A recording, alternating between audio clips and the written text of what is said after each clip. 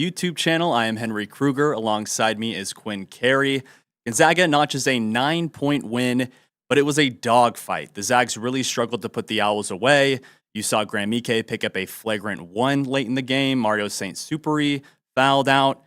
Quinn, what are your just immediate reactions to this one? Well, welcome to March, Henry. Yeah. It's just craziness. Starting the day off with Siena and Duke earlier today. I think if you ask Duke, you're just happy to survive and advance against any team that you play. Right. So obviously we hope for maybe a little bit more of an emphatic win from the Zags tonight.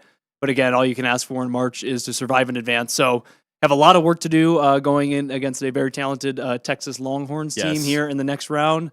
But just happy to see the Zags secure the win. A lot of credit to Antoine Petway and the Kennesaw State Owls. Just an awesome fight. Really did a great job penetrating, getting in the lane, and giving the Zags all they could handle. Even when the Zags started to pull away at times there in the second half, the Owls just kept on fighting. So a lot of work for the Zags to do and short turnaround for them to do it. But it's good that, as I said, anytime you can get a win in the NCAA tournament and advance to another game, you'll take whatever way you can do it. Yeah, and as we said before, this one was ugly. 40 fouls combined, both teams shooting under 20% from three. Kennesaw going on a 7-0 run, mostly off of free throws late in the game. They had their chances, really, to stay in there. Gonzaga playing good defense just down the stretch in that final 2-minute period, even after St. Superi went away. Graham was in foul trouble for a bit. He picked up his third foul with 15 to play and then picked up that flagrant. But they struggled to feed him in positions to score throughout the game. And that hasn't been a theme, or it has been a theme at certain points this season, but you'd expect really in a game like this for them to be able to utilize their size, get the ball down to him down low, and that just really wasn't the case. A lot of his damage in the second half came at the free throw line. And as you said, Kennesaw was knocking at the door midway through the half and even late into the game. One thing Gonzaga had, though, was a lot of their freshmen stepped up. During the Selection Sunday podcast, we talked a lot about, Ike, you'll have his consistency. It wasn't a pretty game from him tonight, or really from anyone, but the freshmen stepped up. Mario St. Superi and then also Davis Fogel stepped up in his first tournament game. He scored 6 points during a 17-4 run that Gonzaga went on. That really helped them create separation initially. Obviously, we said the Owls continued to fight. A lot of respect for the way they played tonight. Yeah, absolutely. Just hard fought. And, kind of touching on Ike, I thought we were talking here in the studio in that first half. It felt like the Zags early on felt like they were going to come in, hit all their shots, and kind of cakewalk to a big win. I thought they were settling for a ton of threes early, a lot of contested shots that were not necessarily good shots early in the offense when they could have gotten better looks. And I thought Ike wasn't really demanding the ball in the first half like we're used to seeing. Right. And I think the one thing, despite not having tons of production outside of the free throw line for him in the second half, you saw him really being just adamant about trying to get the ball in the post. Yeah, a lot more aggressive, which I think opened up a lot of those driving and cutting lanes as well as some of the open shots. Both teams really struggled from, this was your classic rock fight. Both teams really struggled from 3-point range, both hitting 3, and Zags 3 for 18, the Owls 3 for 17. So didn't have a lot of outside shooting, but there was open shots being created from Ike's presence inside. So again, against Texas, they're going to have to find a way to get it into him, to get him engaged away from just the free throw line, and then guys are going to have to hit some shots. You hope that maybe you got it out of the system, get your misses out of the chamber now, and then come ready 2 days from now and start hitting your shots, but they're going to need to hit some perimeter shots to have a chance this weekend. One kind of interesting narrative that I was looking at was just rotationally what Mark Few was doing. We know that he likes to keep things tight in terms of 7 or 8 guys. He really tightened things up tonight. Braden Smith playing only 2 minutes. One thing that was interesting, though, Jalen Worley honestly looked the most comfortable he's been since his quad injury earlier in the season. It was the most minutes he's played since the Zags beat St. Mary's at home on the 31st. He really is a connective piece for them offensively. Got a double-double tonight. Had a nice lob to Fogel. He really just does it all. As I said, just kind of being that connective piece. Offensively, the Zags looked really congested early on. They were 1 for their first 10, I think 3 for their first 15, and then 4 for their first 21. I know we talked a lot about them struggling to get Ike in position. I'm sure the Owls, and from what it seemed, the Owls were doing a lot to, either front Ike, prevent those post touches, or even just kind of once he got the ball, just swarm him. And he actually shot well at the free throw line. That was kind of the one saving grace there. For sure. Was just the way the Zags shot the ball at the charity stripe all night, because sure, they had plenty of chances. But But yeah, I mean, just kind of expanding on that. Is there anything else you took away? Well, I really loved talking about Worley. I thought he was kind of the X factor here tonight. Davis Vogel provided a huge spark for them, but I thought Worley late was making tons of plays. He had his missed rebound, but then immediately grabs a steal and gets a layup to bring the lead back to, I believe, 7 at that point, which kind of put the game away. And with his 12 rebounds, 5 of those were offensive, which was huge. Right. Kept some possessions alive, led to some baskets there. So kind of his effort and energy all over the court. The entire game was kind of the X factor for them, I thought. And one interesting thing that I was noting, we have this thing when I coached and when I played, we'd call it that middle 8 section of a game. So that last 4 minutes of a first half and the first 4 minutes of a second half. Typically in college basketball, historically, about 70 to 72% of teams to win that middle 8 section go on to win the game, which is a huge stat. The Zags went from down 1 to up 9 in that middle 8 section. So that's when they really started. I thought they put an emphasis on attacking the rim. Close the half, yeah. Yeah, had a great close to the half, attacked the rim a little bit better, got to the free throw line, and then they came out with 4 straight shot attempts in the paint in the second half, 3 of which were buckets, 1 of which Ike got fouled, and that kind of changed the momentum that was going in the first half. Unfortunately, kind of got away from that model a little bit there in most of the second after that middle 8. But again, they were able to kind of control that period of the game, which I think kind of set them up to cruise there at the end and get themselves a win. Yeah. 26 bench points for the Zags, 36 points in the paint. The Zags lead the country in terms of points in the paint. Only 8 points off turnovers. We know this Gonzaga team is usually really good at turning those turnovers from the other team into points. Yeah. You saw a transition dunk from Foster. Yep. But other than that, yeah, it was really tough for them to convert those turnovers into buckets. And that's something that we could see them expand on against Texas. Only 12 fast break points for the Zags. They were losing the rebound battle early. Right. They totally picked it up later. Offensively, they had 16 boards. So more offensive rebounds and fast break points. And then also just talking about scoring in the paint, they were only 10 for 21 on layups. Yeah. Fogel had a few nice finishes. Ike was definitely battling through a lot of contact there. Yep. Few whistles that I thought could have been blown just weren't. But still Gonzaga basketball, still high paced, high tempo, getting the ball down the floor. Is there anything just in particular you think they need to improve on against Texas? Yeah, I think they showed a little bit of their youth here in some assets, and some of their upperclassmen were kind of playing like underclassmen at times in the first half. And so I'm hopeful that this was just a game in which they had to get some of those jitters out and kind of get their footing underneath them. But offensively, I just thought this was not one of the Zags' best performances. I thought they were a little lethargic. I just thought there wasn't great ball movement and player movement. And again, I know Coach Few has great emphasis on those two things, so I anticipate a big turnaround here in the next 48 hours for them. Yeah, I mean, Kennesaw played great defense. The Zags also played solid defense, I think the separator was the fact that Gonzaga's offense really just found a way to get going, whereas the Owls 17% from 3. Gonzaga wasn't much better. Gonzaga converted better at the free throw line. Kennesaw only shot 36% from the field. Just a few indicators there that they just couldn't get things going. Yeah. And I mean, they really had a chance towards the end either to convert more free throws or to just, get more field goals, and they couldn't. Gonzaga tightened things up. Yep. And we talked earlier just about Braden Smith. I thought it was interesting. He only played 2 minutes, and then when Sansupri fouled out, they put in TGF. They didn't put in Braden Smith. So, Mark didn't necessarily opt to go for that traditional point guard down the stretch. Right. Probably a defensive move. I mean, Braden Smith is a little more undersized and, wanting to stop kind of this Kennesaw run. I mean, they went on a 7-0 run very late in the game, put TGF in there, and Gonzaga was able to tighten things up. Kennesaw had to foul, and, that's just how college or any basketball game really ends when, game's winding down and it just becomes a free throw shooting battle. Yeah. Anything we should just know about Texas? We can keep talking Zags. Yeah, well, I've had a chance to watch Texas a little bit this year, and then a lot over the last couple of days. Had a chance to watch them in the first 4, as well as their game against BYU today. And it's very interesting. Their 2 potential matchups were BYU, who lost today, which was totally dependent on AJ Devanza as kind of a 1-man, 2-man show with their other guard, Robert Wright. And now you're matched up with a Texas team that is as balanced as it gets. They are 9th in the country in offensive rating, according to KenPom. They have 4 guys averaging double figures, all above 13 points a game.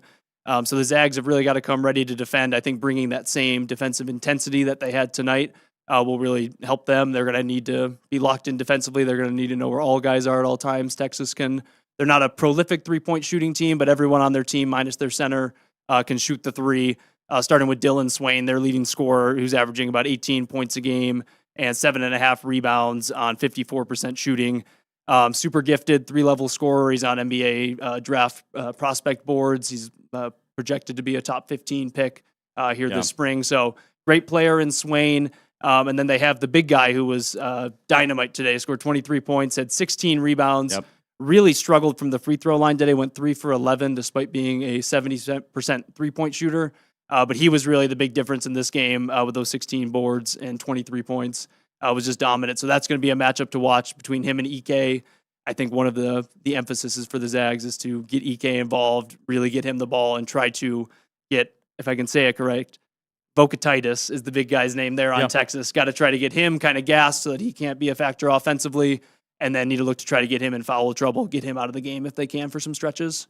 Yeah, I mean, you talk about Texas offensively. I mean, looking at them defensively is kind of where, maybe Gonzaga can kind of create some separation there. Yeah. They didn't do a bad job on pretty much everyone besides AJ DeBanza. But like, just to go over some stats, I mean, Texas is almost last in the country in turnover percentage. They just really don't turn teams over. Yep. Almost like literally last in non-steal turnover percentage. So any turnover that's not generated through steals. They don't really protect the rim very well, 275th in block percentage. So, I mean, those are just some stats to look at. They allow a lot of field goals. They shoot a lot of free throws, but they also foul a lot and get teams to the free throw line. So, we talked a lot about Kennesaw State really keeping Gonzaga congested, where it was difficult for them to get things going inside. Texas might be a different team there. Now, they might have a little bit more SEC size. Right. That should be an interesting matchup. I guess specifically against BYU, what did you notice about Texas, and maybe how does that translate against Gonzaga, if you want to go that direction? Yeah, well, in both their first 4 game and against BYU, the big area that they dominated was on the offensive glass. They were just all over the place, hustle plays, loose balls, 50-50 balls, and offensive rebounds. They were all over that. And, when you're a good offensive team, if you're giving yourself 2 and 3 chances to score several times a game, that's hard. That's a backbreaker for a defense. That's hard to come back from. So, all over the glass. A player, Tremont Mark, their third leading scorer, a graduate guard, 6'5" guard, transfer from Arkansas.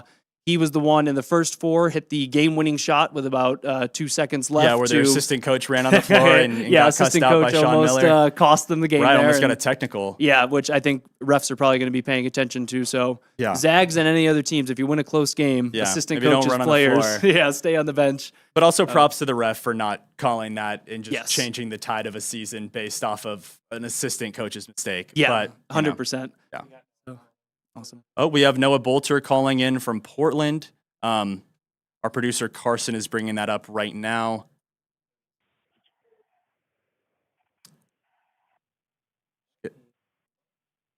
Noah, can you hear us? Hey, what's going on, guys? I can't hear him. Oh, I've got him here. Okay. Noah, can you hear me here? Yes. Hello. Beautiful, man. How is life down there in Portland? How are Zags fans reacting after that close one against the Owls? Well, holy cow, guys. Zags fans, they are all over the place. I just got done speaking with a group of probably intoxicated Gonzaga students who, some of them say it was a dominant game, wire to wire. I don't know which game they were watching, but the confidence levels are all over the place right now with this team. I spoke with countless Gonzaga Bulldog fans heading into this game, and I asked them, how far do you have Gonzaga going in your bracket? I heard the round of 32. I heard the Sweet 16. I heard the Elite 8. I heard the Final Four. I heard the National Championship runner-up, and I heard the National Champions. But one answer I didn't hear from anybody was eliminated in the round of 64, and that's what they were on the brink of today, especially in that first half with that slow start. You saw them get some momentum towards the end of the half with Davis Vogel. Heading into that second half, they were able to keep it going, and then late in the game, able to finally pull away. But again, this was a closer game than Zag fans who I spoke to were ready for. Standing in the concourse just outside of the arena And for the majority of the game until the final minute when Ike hit that shot to kind of ice the game, these halls were empty. Between games, they were packed full, but everyone was glued to their seats because of how close this game was. Gonzaga was on upset alert late in the game, and that's why everybody was paying such close attention. So the Zags fans who I spoke to, they were all over the place in their reactions.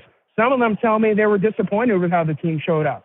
Some of them tell me they're a little bit concerned heading into that Texas game now, having seen both teams play. But some of them holding strong to that confidence, still a strong faith in their team, expecting domination the same way Gonzaga teams of old have delivered. Thanks, Noah. And just one more question for you. Gonzaga now 5-0 in NCAA tournament games played in Portland, formerly known as the Rose Garden, so dating back then. Was there a clear home atmosphere? Obviously, Kennesaw from nowhere near Portland, but just talk about that. Yeah, Henry, that's a great question because yesterday, the story of the day, and it isn't just my story. I was speaking with Gonzaga staff. I was speaking with other reporters and beat reporters, and everyone was saying it was the emptiest they have ever seen a NCAA practice the day before the tournament. I've gone to Denver. I've gone to Wichita. I've never seen it as empty as it was yesterday. But Gonzaga fans showed up today. I wouldn't say that there were as many as the BYU fans who showed up for their game, but Gonzaga fans, certainly a dominant home crowd. That's why when Kennesaw State got out to that early lead, the crowd couldn't get into it. They were trying to, but the Gonzaga Bulldogs weren't hitting shots, and every time there was one play that would go their way, you're looking for that second play, and that's when the momentum shift starts to happen and the crowd gets going, and they simply couldn't do it early in this game until probably the end of the first half, right when you saw Davis Fogel start to go off. Yeah, I mean, Portland fans pretty much getting spoiled. They get to see DeBanza. I think they got to see Acuff too in Arkansas. I could be wrong about that. Yep. And getting to see a great battle tonight, which I think was a game that maybe a lot of fans, especially non-Gonzaga fans, were maybe expecting to be a blowout. Well, and Henry, I don't know if you were keeping track of these games here at the Moda Center, but there were 4 games played. 2 of them were upsets. That High Point win over Wisconsin and that Texas win over BYU, the 2 chalk games, Arkansas over Hawaii, and now Gonzaga over Kennesaw State. Just my last question for you, Noah. Do Zag fans seem confident heading into this round of 32? Did anyone talk about we don't have to play BYU? And kind of on the flip side, I mean, if there's so many BYU fans there, at least not having to deal with that type of, almost like home and home atmosphere if you have Gonzaga versus BYU, as fun as that would be, did they react at all to facing Texas? I don't know if you've had the chance to talk with them yet. No, that's another excellent question because BYU was the talking point, the former history with the WCC rivalry and teams kind of looking ahead to that matchup, trying to see if they still sized up against BYU now that they're in the Big 12. But after the game, I didn't hear a single person mention BYU. It was an afterthought because of how close this game with Kennesaw State was. I think some of these Zag fans saw their season flash before their eyes, and they didn't want to let it go. Well, Noah, unless you have anything else to add, I appreciate you calling in. I hope the rest of your Portland trip goes well. And, hey, hopefully we get, another win out of this, right? Gentlemen, you are both doing, all 3 of you, I should include Carson on this, you all 3 are doing a fantastic job. Thank you so much for having me. All right, man. I'm sure you're exhausted. We'll let you enjoy the rest of your night, man, but I appreciate you calling in. Take care. Thank you so much. Bye-bye. That was Noah Bolter calling in. He's actually reporting for us in Portland. Austin Getz, I believe, is also down there. Yep. Noah Schmick over in Oklahoma City. We could transition and talk just a little bit about this Idaho game before we wrap things up. Idaho, it was close for about 5 minutes. Yes, it was. It felt like it was 15-13 Idaho leading. Yeah. And, next thing we flip over to see the start of the Zags game. And by the time we flip back, I believe it was 30-15 or 30-17. It was already a 15-point lead for Houston. Yeah. So absolutely no shame, as everyone knows. And the Zags were there last year. When you lose to the Houston Cougars, there's absolutely no shame in that. Kelvin Sampson's team makes you play 40 minutes of just mucking it up, grimy basketball with their defense. And, a bright spot for Idaho is Colton Mitchell scoring 14 points, our Lake City High School product scoring 14 points on the NCAA tournament stage.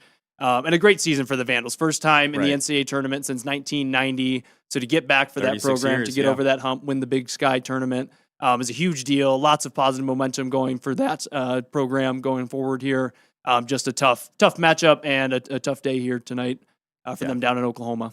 Yeah, and I mean, admittedly, we watched most of the Zags game, especially once, we kind of talked about it. If the Idaho game was close, obviously both games happening at once, it was difficult to follow both. And we talked about it, if the Idaho game is close at halftime, like we really are going to have to lock into that and make sure we can give good takes on that. It just, even at halftime, I mean, looking just kind of down their roster, some of Idaho's best players, Johnson shooting 3 for 11, Brickner 1 for 9, maybe fitting, Rasmussen 2 for 8. And anytime Houston can shoot over 50% from 3, I mean, they're going to lock stuff down so much defensively that if they're hitting their threes, it's tough to compete with. Idaho played the way we thought they were in terms of just their shot selection, taking 33s. Now, they only made 6 of them. They shot 29% from the field.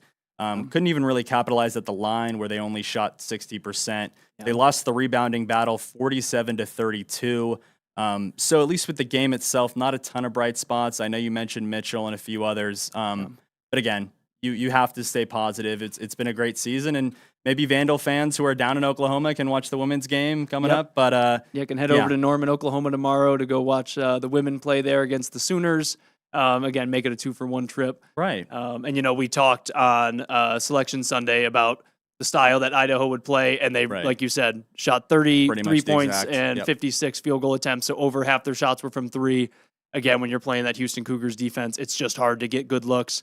And any game where Houston has more threes than you while they're shooting less than half of the threes that you took, you're in for a long night. That's just going to be tough to beat that team. So, again, a great season from Idaho. Valiant effort going in there, competing with Houston for a stretch of that first half, and just a tough end for them and that program for the season.